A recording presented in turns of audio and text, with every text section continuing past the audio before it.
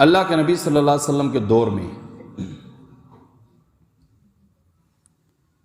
اپنے گناہوں کو یوں دیکھا کرتے تھے، یرا ذنوبہ کأنہ قاعد تحت الجبل۔ اگر ہم سے کوئی گناہ ہو جاتا تو ہم اپنے اس گناہ کو یوں دیکھتے تھے جس طرح ہم پہاڑ کے نیچے بیٹھے ہیں اور قریب ہے کہ پہاڑ کہیں گرے اور ہمیں ختم کر دے۔ یہ کب کہتے ہیں؟ اپنے دور میں کہتے ہیں، جب اللہ کے نبی صلی اللہ علیہ وسلم گزر چکے ہیں۔ اور صحابہ میں انس رضی اللہ عنہ نے ایک لمبی عمر پائی ہے، قریباً 110 سال کے قریب۔ وہ فرماتے ہیں کہ ہم اللہ کے نبی صلی اللہ علیہ وسلم کے دور میں اپنے گناہ کو یوں سمجھتے تھے۔ یہ کیوں کہا؟ انہوں نے اپنے دور میں جب گناہوں کی کثرت دیکھی تو اس کی بھی وہ بات ذکر کرتے ہیں، کہتے ہیں کہ میں اب دیکھتا ہوں لوگ اپنے گناہ کو یوں ہی سمجھتے ہیں جس طرح ناک کے اوپر مکھی بیٹھی ہے، بس اشارہ کریں گے اڑ جائے گی۔ وہ اس کو مطلب ہلکا لے لیتے ہیں گناہ کو۔ ہم اللہ کے نبی صلی اللہ علیہ وسلم کے دور میں اپنے گناہ کو پہاڑ کی طرح سمجھتے تھے، اور اب 1400 سال گزر چکے ہیں۔ اب کی صورتحال کیا ہے؟ ہمارے نوجوان یوتھ میں لڑکے بھی اور لڑکیاں بھی شامل ہیں۔ جس طرح اخلاقی گراوٹ کے شکار اب ہم ہیں، شاید اس سے پہلے نہیں ہوئے۔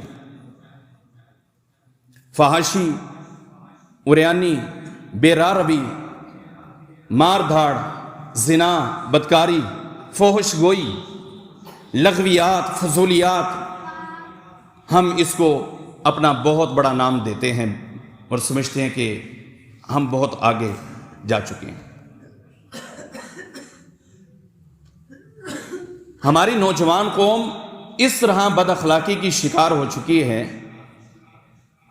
کہ لا یعنی ایسے کاموں کو کہتے ہیں جن کا کوئی مطلب نہیں ہوتا، جن کا کوئی معنی نہیں ہوتا، جن کا کوئی فائدہ نہیں ہوتا۔ لا فائدۃ لہ، اس کا کوئی فائدہ نہیں ہے، کوئی اس کا فائدہ نہیں ہے۔ اس سے کیا ہوتا ہے؟ کوئی اس کا فائدہ نہیں۔ کوئی جسم مضبوط ہوتا ہے؟ نہیں ہوتا۔ کوئی روحانی کیفیت مضبوط ہوتی؟ نہیں ہوتی۔ اسے کہتے ہیں لا یعنی سی چیزوں کے پیچھے ہم جب سے بڑے اور گھسے تو ہم اخلاقی گراوٹ کا شکار ہوئے۔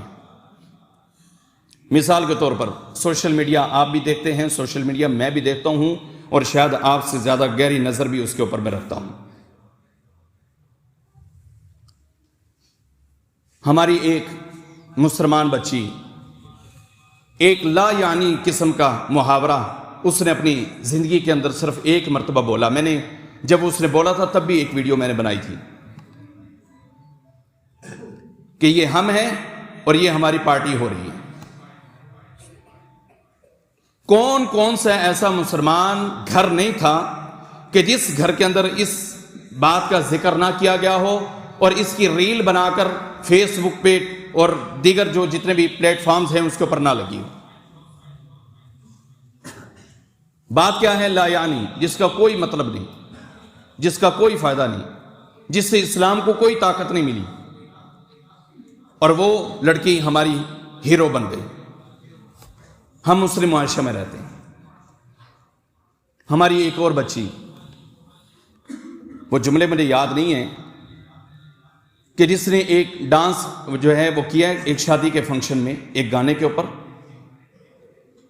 اور اس نے ود ان 1 ڈے میں بھی 3 کروڑ روپے اس نے جو ہے وہ کمائے، صرف کیا ہے؟ ایک ڈانس ایک شادی کے فنکشن میں۔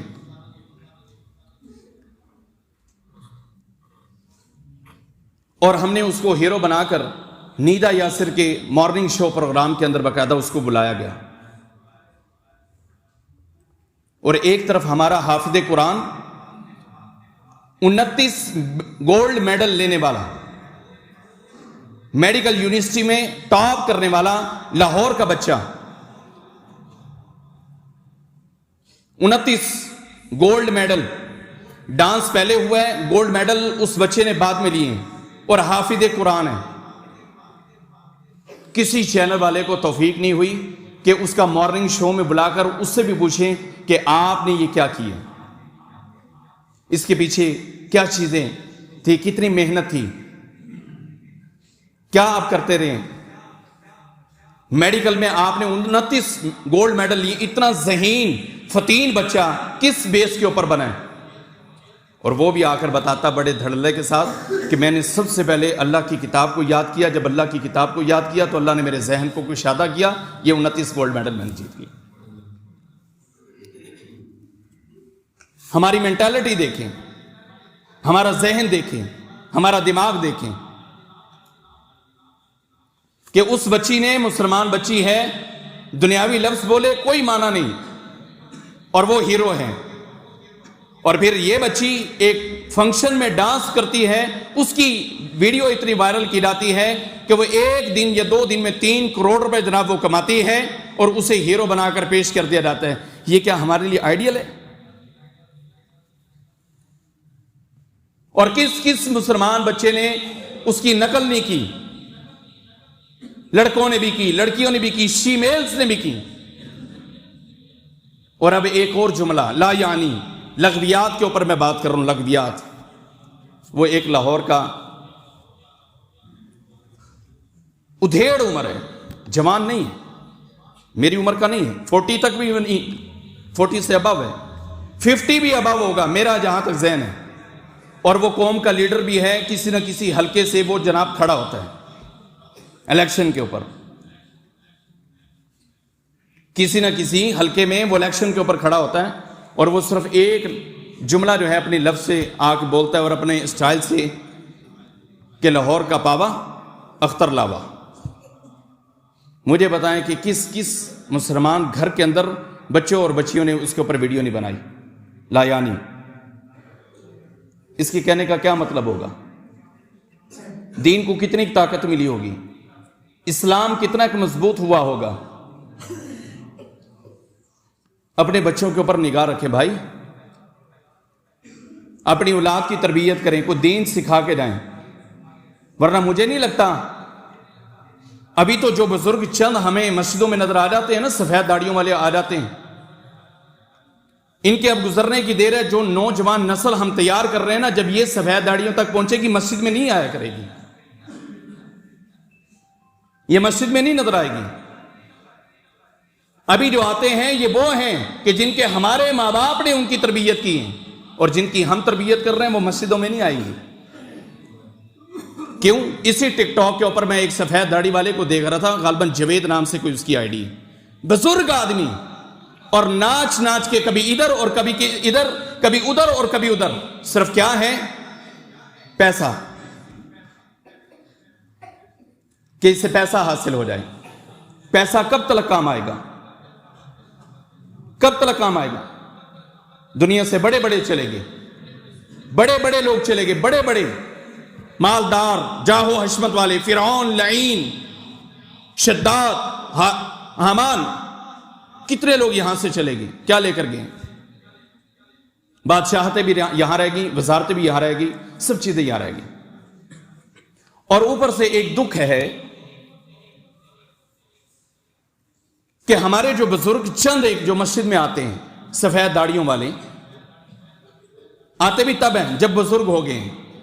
جو ہمارے ماں باپ نے جن کی تربیت کی ہے وہ بھی بزرگی میں ہی آئے ہیں، کیونکہ مجھے نماز پہ جوان بہت کم نظر آتے ہیں،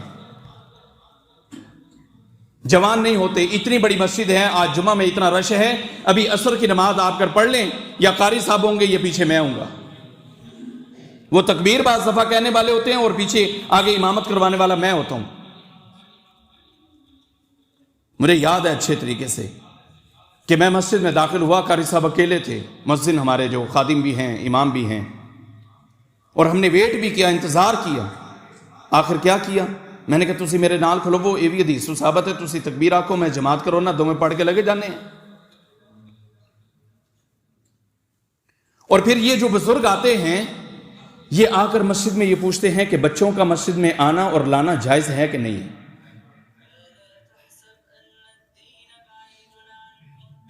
مجھے بتلائیں کہ کتنا افسوس کیا جائے ان کی عقل کے اوپر، کیا ماتم نہ کیا جائے ان کی عقل کے اوپر۔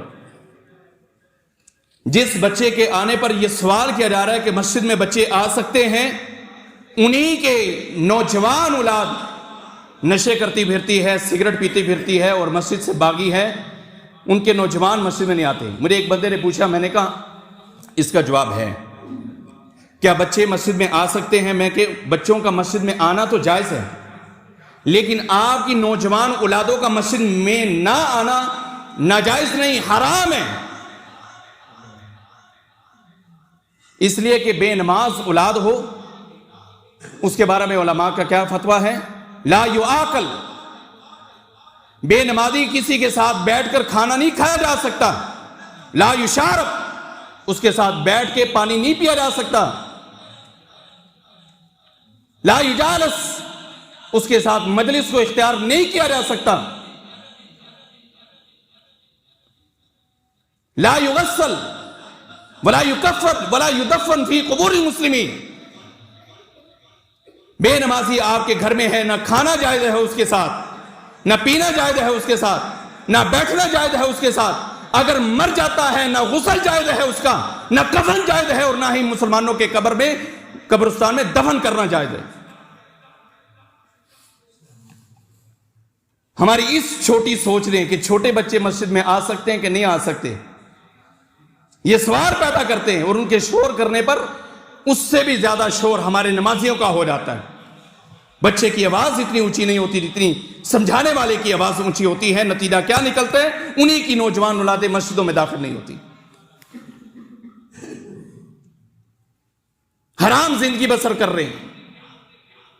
ترکی کی مساجد کے اندر جگہ جگہ پر لکھا ہوا ہے کہ اگر آپ کی مساجد کے پیچھے، صفوں کے پیچھے بچوں کے رونے کی، شور کی آواز نہیں آتی، پھر آپ سمجھ لیں کہ آپ کا مستقبل جو ہے مخدوش ہے. اور یہاں ہماری مساجد میں، صرف اس مسجد کی بات نہیں کر رہا، اوورال جنرل مسجد میں بچے کے رونے کی، بلکنے کی، شور کی، کھیلنے کی اگر آواز آ جائے، اللہ اکبر. اور پھر اس سے بھی بڑا ظلم یہ ہوتا ہے، اللہ نہ کرے کہ وہ بچہ کہیں مولوی کا ہو، مسجد کے امام کا ہو، اس کو سینگوں پر اٹھا لیں گے، سینگوں پر اٹھا لیں گے کہ مولوی دا پتر آ گیا مسیح. بچے گھر نہیں چھوڑ کر آ سکتے. بھائیو، اپنے مستقبل کے بارے میں سوچو. مستقبل پیسہ نہیں ہے، وہ آج ہے کل نہیں ہے، آج ہے کل نہیں ہے. لیکن یہ مستقبل سوچو کہ تمہارے مرنے کے بعد تمہاری قبر کے اوپر کوئی آ کر دعائے خیر کرنے کے لیے آ جائیں. اگر آپ نے اپنے بچوں کو صرف ڈاکٹر، انجینئر، فلاسفر، جج، وکیل اور فلاں فلاں ساری دنیا سکھانی ہے، قرآن نہیں سکھانا، تو آ کر وہ بھی کیمسٹری کے کلیے ہی قبر کے اوپر پڑھا کریں گے. فزکس کے اصول جو ہے وہاں پر وہ بیان کریں گے. آ کر بایولوجی اپنے باپ کو آ کر قبر کے اوپر سنایا کریں گے، اور ڈاکٹری جو ہے وہاں پر اپنی آ کر نکالا کریں گے. لیکن انہیں نہیں آئے گی تو اتنا بھی نہیں پتا ہوگا کہ میں نے ہاتھ اٹھائے ہیں تو اپنے باپ کے لیے مانگنا کیا ہے. یہ سکھاؤ کہ تمہارے مرنے کے بعد تمہاری قبر کے اوپر کوئی آئے اور آ کر وہ کھڑا ہو کر کہے کہ یا اللہ میرے باپ دے کو چلو جنیاں بھی غلطیوں کے یا اللہ تو معاف کر دے. یہ تو سکھاؤ. نہیں ہے. وہ اولادیں کہاں ہیں؟ آج قبرستان دیکھ لو، کون جاتا ہے جمعے کو؟ کون جاتا ہے جمعے والے دن؟ کون جاتا ہے جمعرات کو؟ کون جاتا ہے بدھ کو، ہفتے کو، اتوار، سوار، منگل کو؟ کون جاتا ہے؟ اپنے باپ کی قبر کے اوپر کوئی جاتا ہو، دادا دادی کی قبر پر جاتا ہو اور جا کر دعا کرتا ہو؟ کوئی بھی نہیں. مر گیا مردود، نہ فاتحہ نہ درود. وہ کہتے ہیں بس مگرو لتھی. دین سکھائیں میرے بھائی. یہ میں نے انتہائی دکھ کے عالم میں یہ بات کی ہے کہ ہمارے نوجوانوں کی نسل، جو ہمارے نوجوان ہیں، یہ سارے ٹک ٹاکر پیدا ہو رہے ہیں. کوئی عالم دین نہیں پیدا ہو رہا. ٹک ٹاکر، سنیک ویڈیو بنانے والے، فیس بک کی ریلز بنانے والے، یوٹیوب کے اوپر چینل بنانے والے. کیونکہ ان لوگوں نے یہ ہمیں سمجھایا ہے کہ اس سوشل میڈیا کو استعمال کریں گے، گھر میں پیسہ نہیں آئے گا، ڈالر آئے گا، ڈالر. اور اس ڈالر نے ہمیں تباہ و برباد کر دیا. نہ پتہ ہے کہ ہمارے اخلاق کیا ہیں، نہ پتہ ہے ہماری عزت کیا ہے، نہ پتہ ہے ہمارا احترام کیا ہے، نہ پتہ ہے کہ بڑے کا وقار اور عزت کیا چیز ہے. کچھ بھی نہیں پتا.